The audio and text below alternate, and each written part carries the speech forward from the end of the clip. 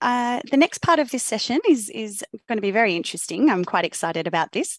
We're going to a round table. So apart from Doctors Paul Sondo and Quique Bassat, who we already introduced, we have also invited Mitchell, Letizia, and Arnaud to join the roundtable discussion today.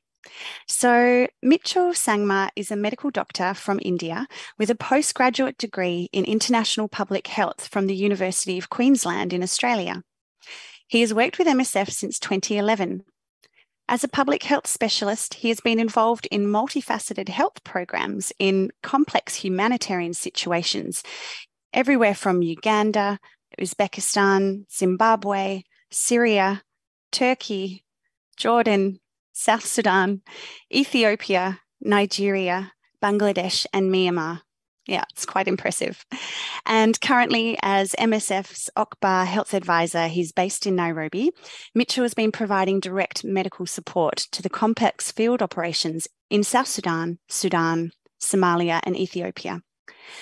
Next, we also have Letizia de Stefano. Thanks, Leti. She's a medical doctor and infectious diseases specialist, and she has started working for MSF all the way back in 2009. She's held many different roles also in MSF, firstly in operations as a field doctor and a medical coordinator in countries such as the Central African Republic, Guinea, and Pakistan, and also as deputy operations coordinator, focusing on Nigeria, Mali, and Bangladesh, amongst others. She also previously worked in TB/HIV as an advisor and implementer in the OCBA medical department, and now is a referent for malaria and neglected tropical diseases in the Brussels headquarters for MSF, and very much focusing on malaria and neglected tropical diseases these recent times. And finally, last but not least, we have Arnaud Desjardins. We saw a little cameo in one of those videos of him there. You might recognize him. He's a former nurse with a background in emergency room and tropical diseases. Arnaud joined MSF OCG in 2016, MSF Swiss, and after a few missions, first as a nursing activity manager and then once as a project medical referent, he decided to return to his true passion, which is biology. After a master's at the Liverpool School of Tropical Medicine, where he dedicated time to biology, epidemiology, and the control of parasites and vectors, Arnaud then went to a field mission for vector control in Honduras in 2021 with MSF to prevent dengue fever. And he now works in as a flying vector control for OCG, MSF Swiss, in order to really support the field in the practical implementations of vector control activities, like we saw in the Angumu video. So thanks so much and for joining, guys. I think we're going to have some really interesting discussions. I thought I'd open up with a first question. It's a bit more broad, but just considering we've been talking about a lot of different projects and settings, I wanted to pitch this one mostly to Mitch and Letizia at first to have that MSF input. What malaria interventions do you think should exist in all our projects? Perhaps I can start.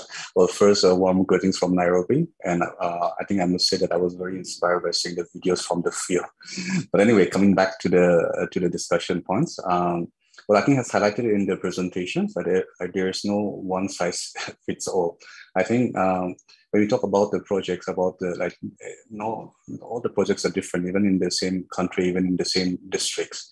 So I think that's very important, like while looking at the intervention strategy, that we need to consider the important factors, especially in identifying the population at risk, identifying the most vulnerable group, and also acknowledging the presence of other actors, and including the presence of vector control programs. And I think the most important point is also the security. You know, like in many of the MSF projects, we work in conflict-affected areas. So we also have to see the feasibility of what type of malaria interventions programs we can implement in certain settings. And of course, the context itself, whether it's a closed setting like IDP refugee camps or it's an open catchment populations. But when it comes to the very basic, right, what we expect from the malaria interventions, I think, what we expect and what we should have in all the projects, in MSF projects in malaria endemic area, I think number one is the access to the rapid diagnostic tests and essential drugs, availability of the simple fight protocols. And of course, it's a bonus when you have the access to the long-lasting insecticides, long-lasting mosquito net. And it's a double bonus, I would say, when you already have the community program in place. Now we are acknowledging the importance of community programs. And I think the recent years, we have shown that, how it has been able to decentralize the programs at the community level. It was a long discussion and debate, I remember, in my younger days when we started rolling out the community programs, talking about how we can do that, how will we monitor the quality. But over the times, I believe that we have learned that it is possible. So the presence in the community, I believe, is a very important component. And also what you mentioned, Saschveen, about the community engagement to get the feedback. So I think it's a very important aspect. So coming back to your core question, I think it's the drugs and it's the rapid diagnostic tools, which are the two core components, I would say, for any malaria interventions. But then the intervention strategy, it depends upon the project ambitions, about the external factors, and of course, the target populations. But often when there's a disparity, even within the same MSF project, when you talk about the different intervention, and some of them, of course, these are planning dependent or decision-making dependent. Great, thanks so much, Mitch. Letizia, from your side, as a malaria referent, have you got things to add? Yes, I fully agree with Mitch. And I think practically what we can do is indeed two very simple things. Mitch mentioned the distribution of mosquito nets, I think, during routine activities. And indeed, we have fantastic opportunities. For example, when we do discharge a child after hospitalization, or when we do perform antenatal care consultations. So these are very easy and feasible activities, but indeed we are providing an important preventative tool. And then, of course, the case management, I think, is the key, one among the key activities in all malaria strategy. And performing almost everywhere, I would say, medical consultation, I think, is quite a must to perform early diagnosis and treatment. And above all, as mentioned, also at the low level of care. So primary health care, but if we can indeed expand and scale up at community level, this would be an added great value. Great, thanks so much.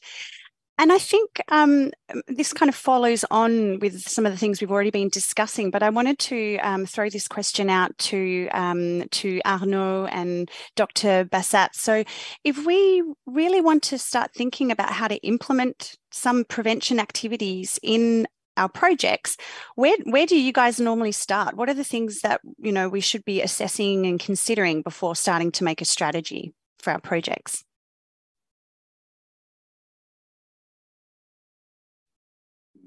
Arnaud, you want to go? Yeah, okay, why not? I can start. Maybe one of the first thing we can do is already to check with other partners what is already planned. And because it's really, really usual that other NGO, other partner like humanitär or that kind of people already have some project plan. And so one of the first things to do maybe could just assess what is already done or what is scheduled to be done in the next few days, months, and to create a collaboration between us and the other partner. That would be often one of the first things to do before to start to implement something or to spend a lot of resources on a project. I don't know if Quique wants to add something. I would agree with this, and I would also use opportunities which already exist and have good coverage. Expanded program of immunization as a way to access children under the age of 1, antenatal consultations as a way of reaching pregnant women.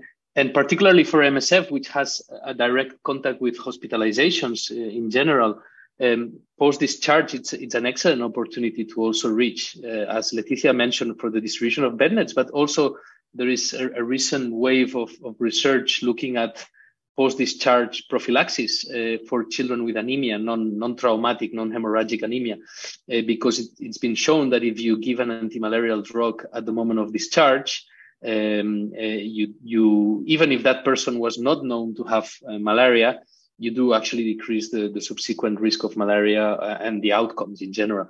So using existing opportunities for direct contact with the population, because at the end it's always an access, or most of the time it's an access problem.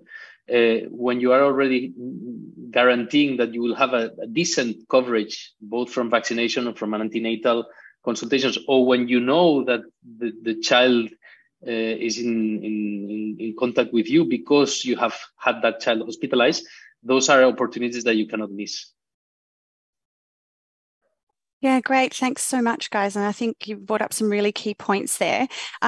This actually does lead us on to another question I was really keen to ask you. And I think I'm going to throw this one at Dr. Sondo and Quique, because it relates a lot to the kind of work that you guys do.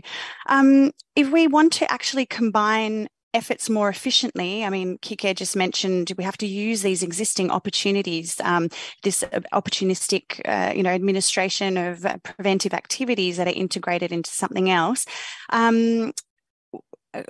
How can we actually do that in, for example, mass activities, or it can be quite challenging. And I think we need to think about how we can combine efforts more efficiently to tackle not only malaria, but things like malnutrition, measles in the community.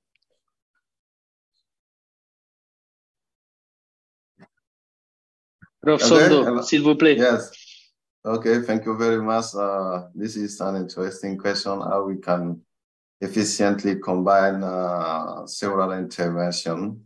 That is, to me, the first thing is about accepting to work together, to work together. No one has a leadership in fighting any specific disease, and we should work together in order to efficiently implement joint intervention.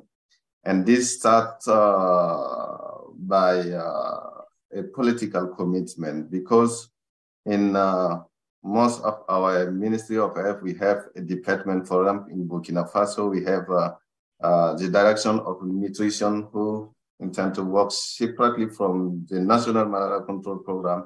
And in such context, it's difficult to efficiently plan a joint intervention. So at the political level, we should set up an efficient system that allow the different directions to work together. And in such context, we can reach the groups in the field and better implement a joint intervention in the field.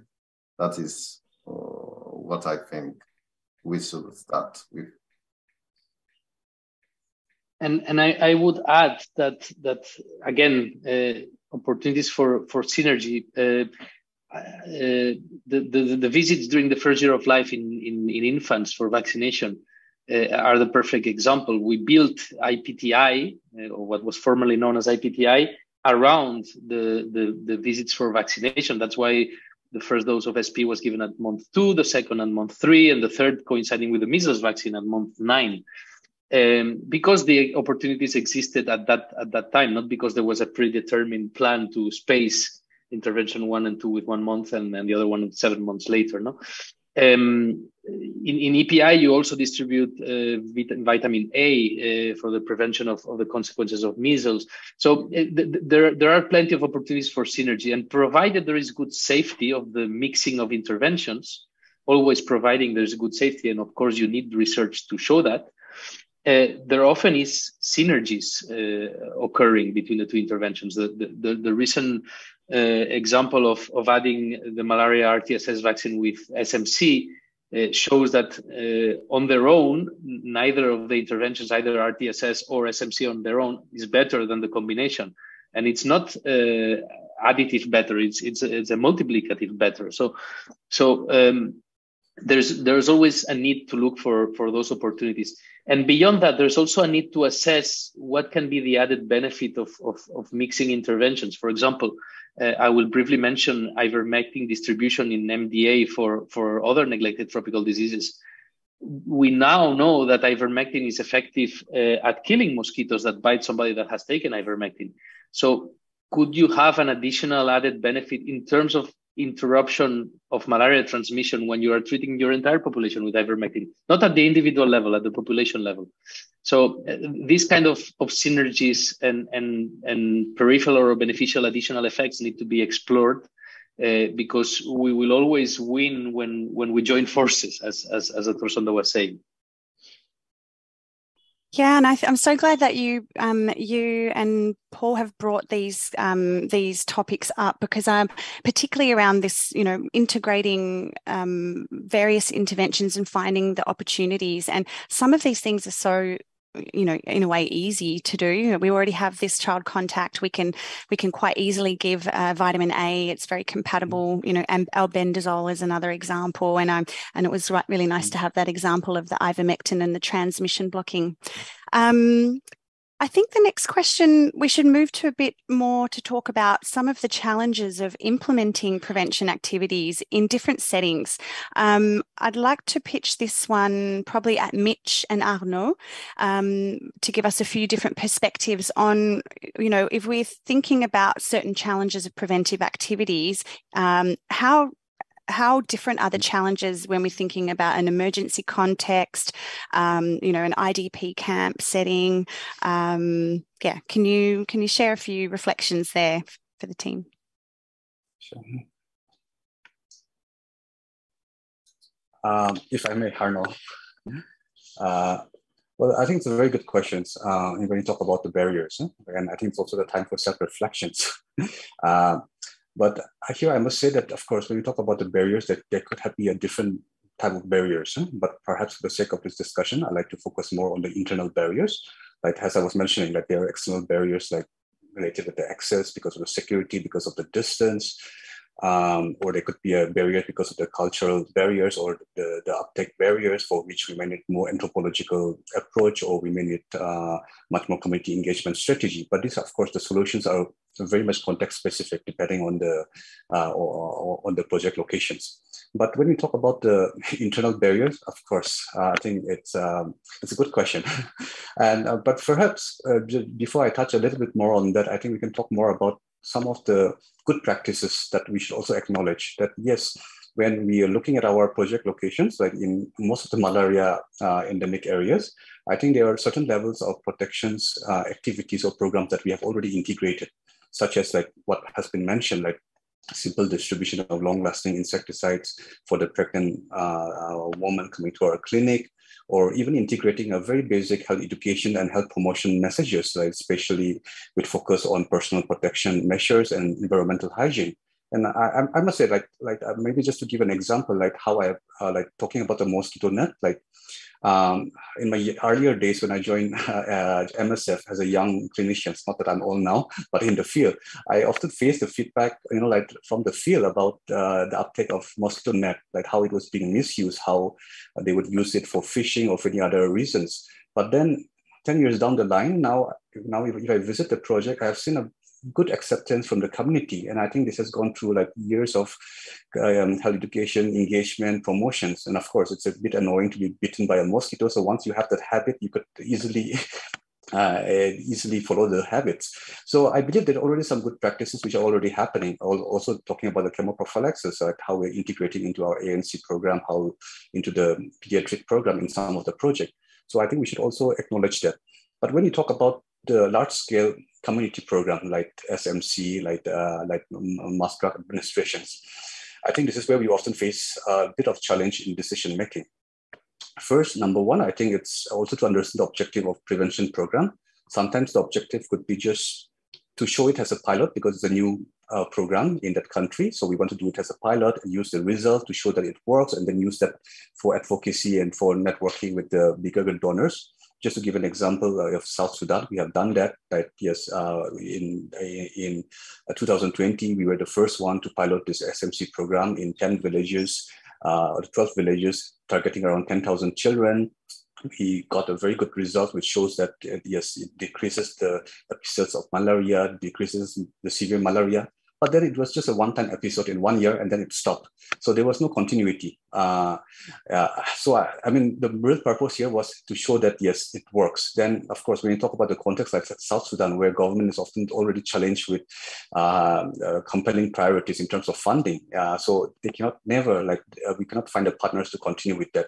But when we talk about the large-scale community program for the purpose of prevention itself, like in the community, that sometimes, it needs commitment, it needs motivations, it needs resources, dedicated resources, and of course, it needs budget.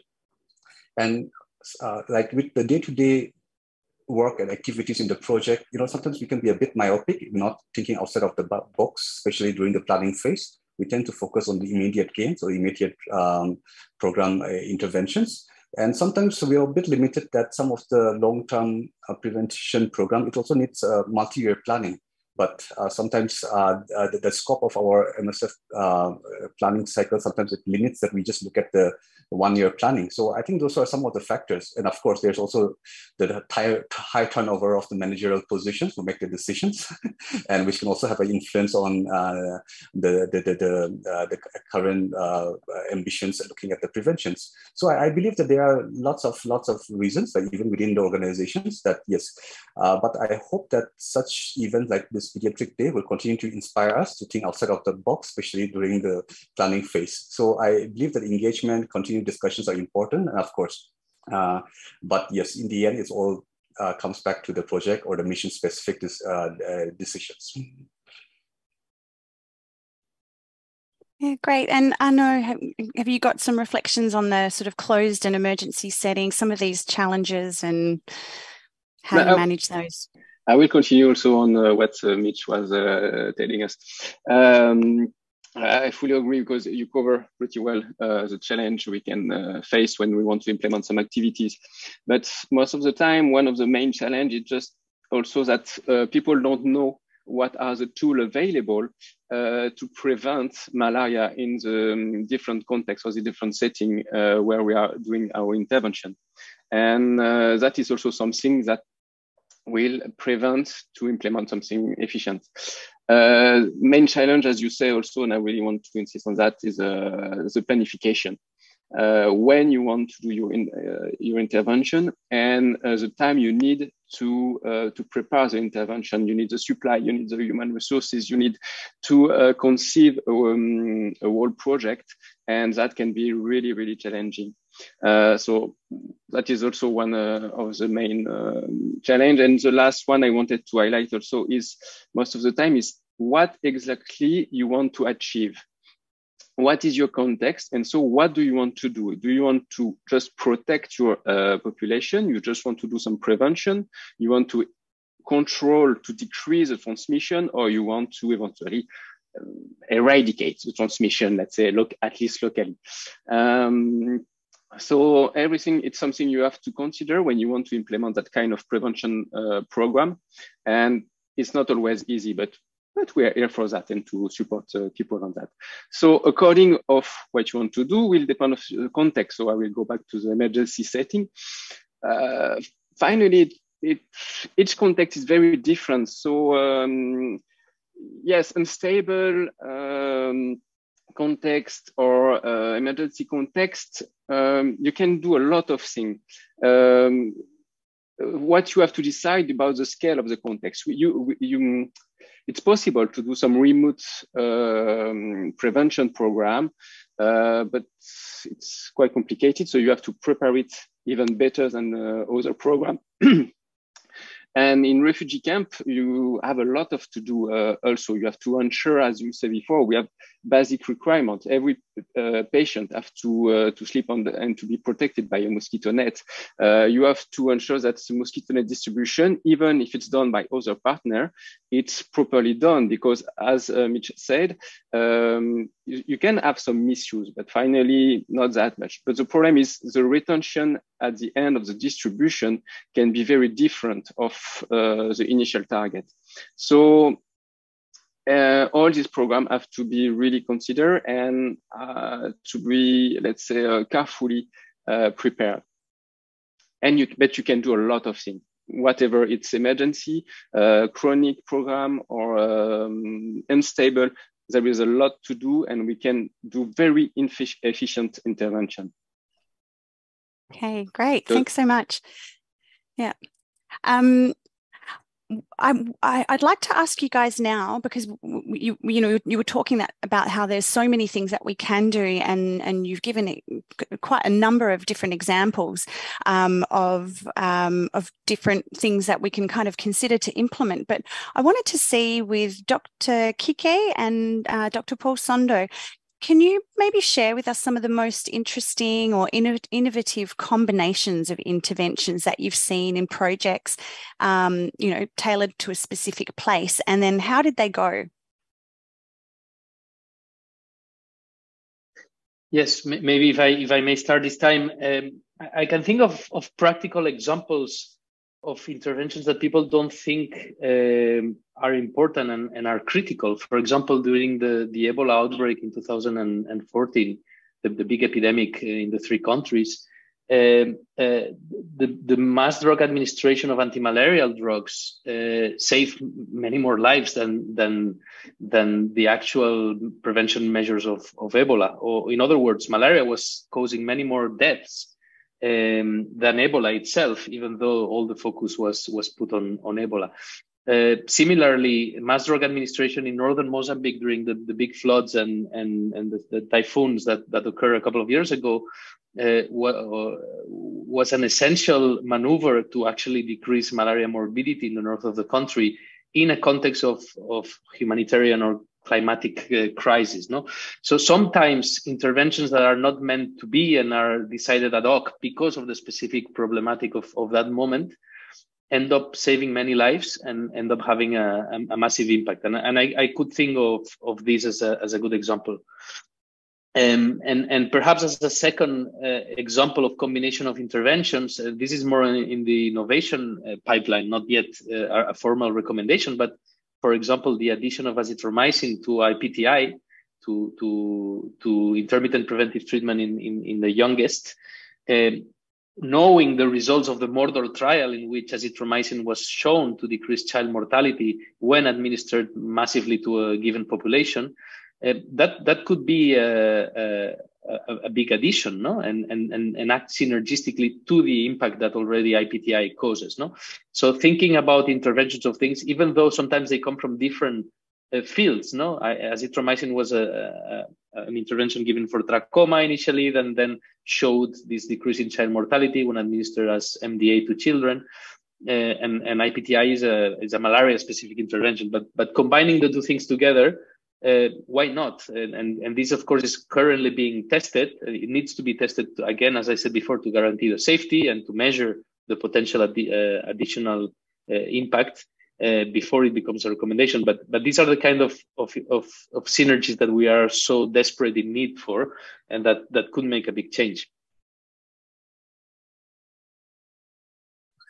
Yes, to add something to what Professor Quique has just said is the perfect synergetic intervention between malnutrition and malaria. And if in Burkina Faso, for example, vitamin A supplementation is also adopted as a national-wide intervention and during SMC round, there is a screening for malnutrition, and it's a perfect marriage. The intervention against malnutrition and malaria is a perfect, I can call it marriage, because it's applied to the same population, specifically children under 5 years. The second example of a synergetic intervention is that I would also like to mention is the combination of IPT during the antenatal care, and it's worked perfectly for as well as for child and for mother's health, and it also works very well. And in this line, we are implementing now a project who is using SMC intervention to improve antenatal care, called an integration project. We will try doing SMC to see whether we can increase and sensitize pregnant women in the families in order to increase adherence to health attendance to health facilities for antenatal care. Thanks so much. And I really like this concept of sort of, thinking about interventions from even different disciplines. And I think that's a really important take-home point. I wanted to move on to something, maybe this is, I'd be really interested to hear about what Arnaud's pitch is on this one, and probably also Mitch from an operations point of view. We're seeing some current impacts of climate change on many diseases, including on malaria and the burden. For example, with more extreme weather events, there's more flooding, more displacement of populations, potentially to higher transmission settings. What things should our teams be thinking about when dealing with these types of issues? And are there particular measures of prevention or adaptation that you think we need to have like a climate hat on when analysing these types of contexts? Arnaud, you want to go first this time? After you, please. Okay. All right. Yes, unfortunately, I think we're already seeing the first-hand impact of the extreme climate change in many of our mission locations, especially in the Horn of Africa. Like the current drought that we are seeing now, which has been described, like current drought in Somalia, part of Ethiopia, in Kenya, which has been described as the worst in the last 70 years with the consecutive failure of the 4 rainy seasons. While on the other contexts, such as in South Sudan, we are seeing the extreme of floods, with the extended rainy seasons, right, in the last 2 or 3 years, and now, which has been causing a massive displacement, especially during the rainy season. So I think we're already seeing the impact of the climate change has, I think, attributed to the extreme climate changes. And of course, I think with these changes, I think it's very important that we start monitoring the epi-trend, looking at our the malaria burden or the other disease burden, how it changes with what we are seeing now in the recent years. I think this monitoring, analysis, and reflections is very important to see whether what impact it has, especially in terms of the caseload. For instance, in South Sudan, especially with the heavy rain, we are seeing the flushing of the breeding places. So in the beginning of the heavy rain, we are seeing a reduction in the malaria caseload. But then again, the malaria season is extended. So then again, when you look at the total number of malaria, it's still is more higher than compared to the last year. And where the context that in South Sudan, we are seeing the reduction in the malaria cases, but we also see now the starting of the other outbreaks like dengue, chikungunya, and other diseases. So I think we need to have that. I think the understanding part and how it is impacting, especially with the disease burden, with the current changes. And I would also like to add that the entomological surveillance would also be very important if we have that capacity, especially to understand the change in the transmission rate. So I believe having the understanding of the context or understanding of the change in the recent event, it's very important. Perhaps just to give an example, like in South Sudan, we have been expecting the flood every year. So, and of course that was creating a difficulty for the patients from the community to come to MSF hospital. So now we started decentralizing more and more, like what we in MSF Spain, we call it decentralization model of care, or I think it's an ICCM strategy that we started decentralizing, started pre-positioning more malaria drugs at the community level, especially during the malaria season. And we also know that especially for the very severe cases, like who still needs to get to the hospital, the access has been very difficult. So now for next year, we started planning to put on some local canoe, like a local boat, like give to the community itself, so that they can arrange and they can coordinate and they can come with the support of MSF donated local boat to the hospital. So I think these are some of the measures, just to give an example of how we need to take into considerations the recent changes that we are seeing, and how we can put certain measures, simple measures in most of the cases, but that can make a difference. And just also to highlight, like talking about the impact of climate change, and of course the impact on the displacement, the massive displacement, like what we are seeing in Somalia.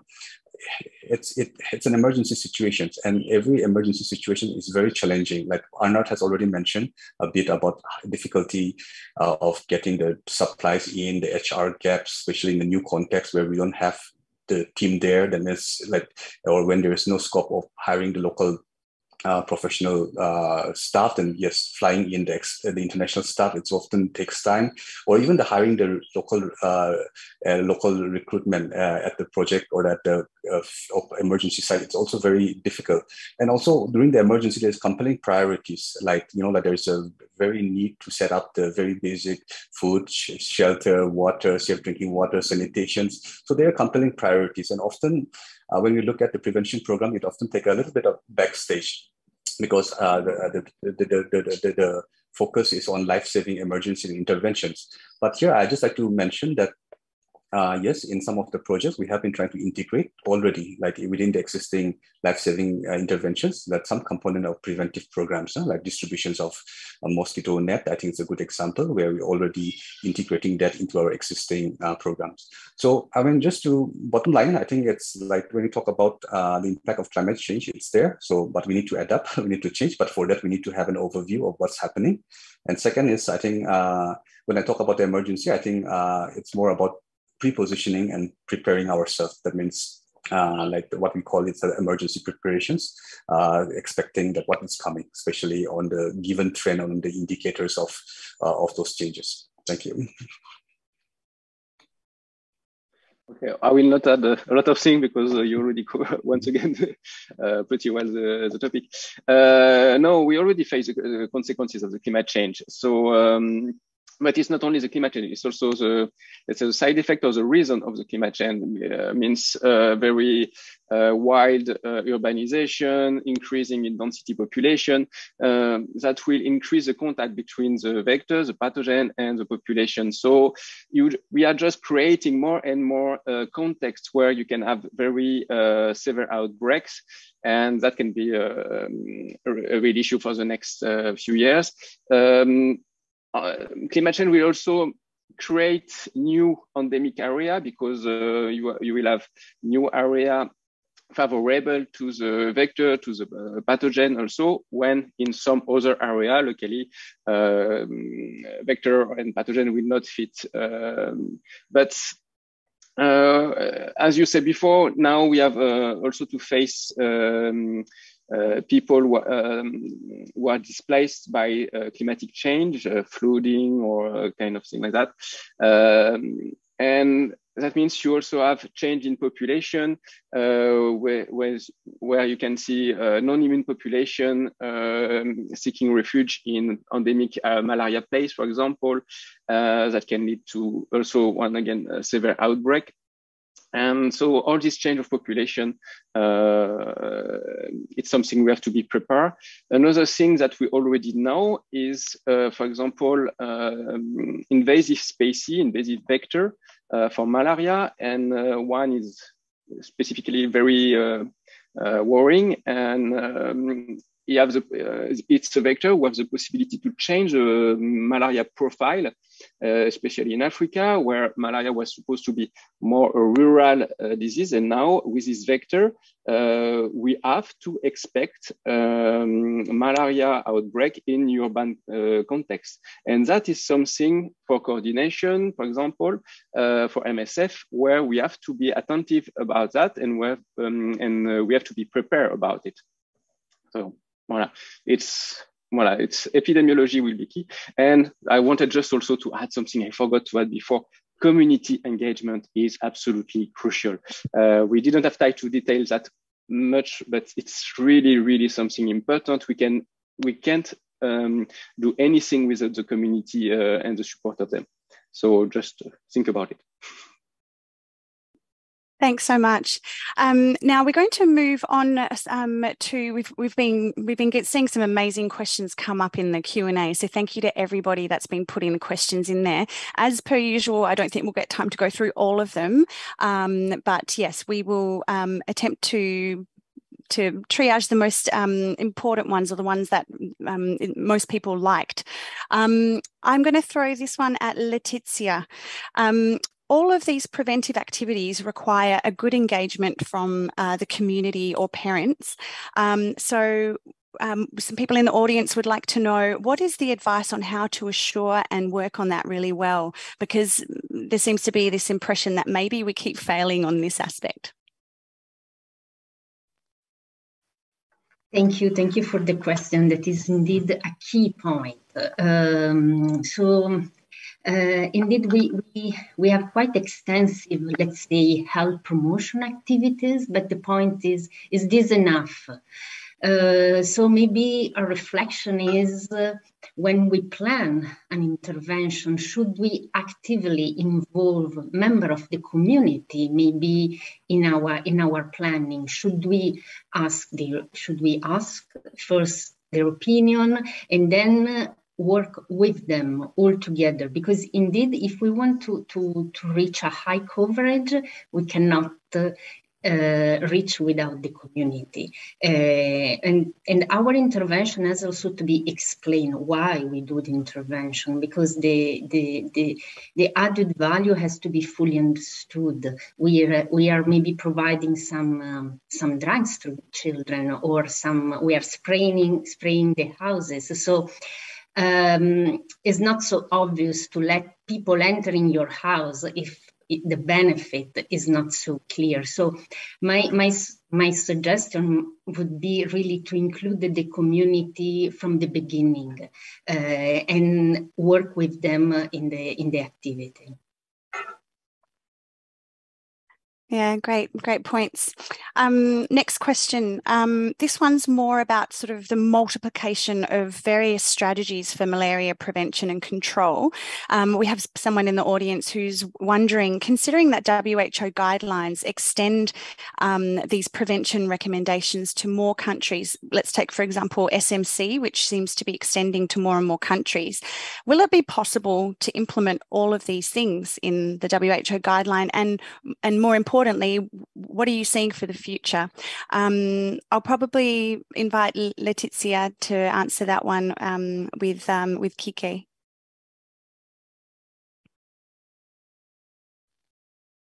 Yeah, I think indeed the new WHO guidelines are giving more flexibility indeed, because probably before they were a little bit too strict as rule to be fully implemented in the field reality.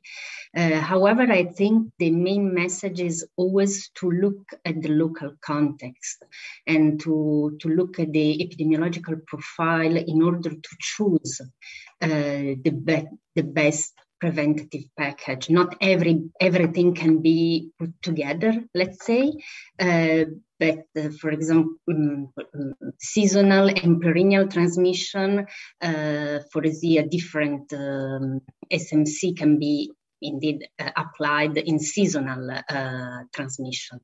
However, different maybe IRS and chemoprophylaxis, or so integration of different preventative package, that's a key point. But I would always look at the local profile in order to tailor the intervention. Maybe Quique has more input on this. No, it's exactly what you say, and it's providing the National Malaria Control Program some ownership on the decisions of what is taken. Very quick example is IPTI, which is a formal recommendation since 2010, but because it has the caveat of saying if there are more than 50% quadruple mutations in the SP resistance marker, you shouldn't use it. because nobody looks at this at a national level, nobody implements this. So if you have rules, as in the past, which are so stringent that forbid their formal application, then there is no way to move these things forward. And the current new guidelines, what they offer is this degree of flexibility for national malaria control programs to decide what they want to use, how they want to combine it, and how best to approach their specific malaria problem within their borders. Thanks so much. Now, we are running a bit out of time. We'll aim to attempt to answer the other questions that we'll put in the Q&A. Some of them may have actually been answered over the course of this session, but we'll aim to do them by in the Q&A box. So apologies for anyone that didn't have their question answered, but they were all great questions. Next, I just we promised that we would give you the answers to that online poll. So I'm hoping that we can show that to you on the screen. And then just to recap, so the first question was, how many cases of malaria did MSF treat in 2021? So the correct answer was between 2.5 to 3 million, which is quite enormous, isn't it?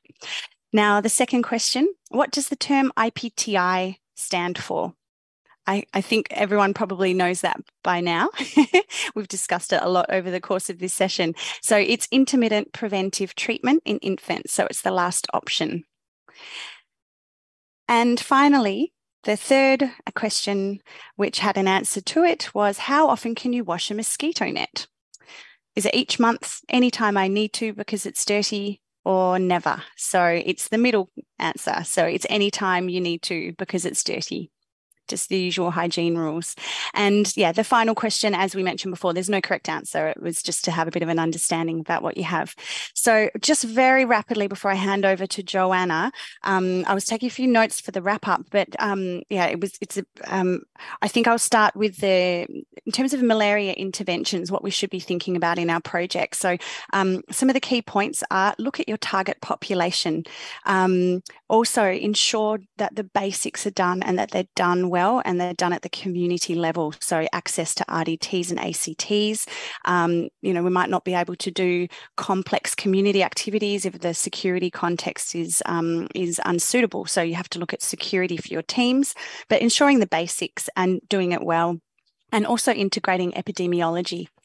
In terms of prevention, what should we do when we're actually starting an actual strategy, and how we can use existing opportunities to integrate? We had so many great examples. We had, integrating malaria control into EPI clinics, ANC. We heard about post-discharge nets and even the new innovation of post-discharge prophylaxis. We've also heard about the importance of not only community engagement for any of these preventive activities, but also at the very other level is having this higher level political engagement, working with our Ministry of Health colleagues and, really ensuring that our strategies are working in synergy and not in silo. For the challenging settings in emergency context, this was one of the questions that came up in the Q&A, so hopefully this answers it. Just to recap, but we heard about how one of the most important things is to really acknowledge the good things that are working in the project and continue them, but also if you're wanting to introduce something new, do a pilot, look at your epidemiology, look at where there's gaps. There might be gaps in other activities that are done by other actors. And then also really tailoring it to the local context.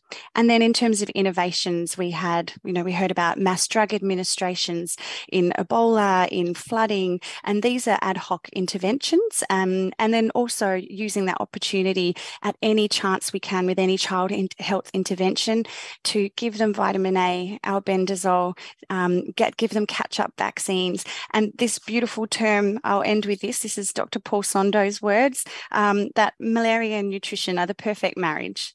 So I want to thank all of the participants today.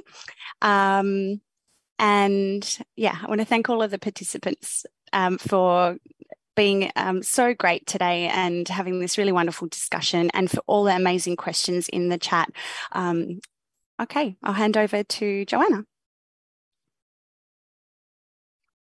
Thank you very much, Saschveen, for facilitating such a fantastic, fascinating and multifaceted session, and so great to hear from so many different perspectives, combining the latest in research and development, vector control, representatives from our operations department and medical department, and of course our frontline teams in the field. And I think your summary really, it applies to so many of our issues, you know. Looking at our target population, getting our basics right, looking at our epidemiology, and maximising our interventions with every contact with our patient. So thank you. I'm sure there are many, many more questions and a lot more discussion that could be had, but the malaria panel will be available during our conversations over coffee break for all your questions.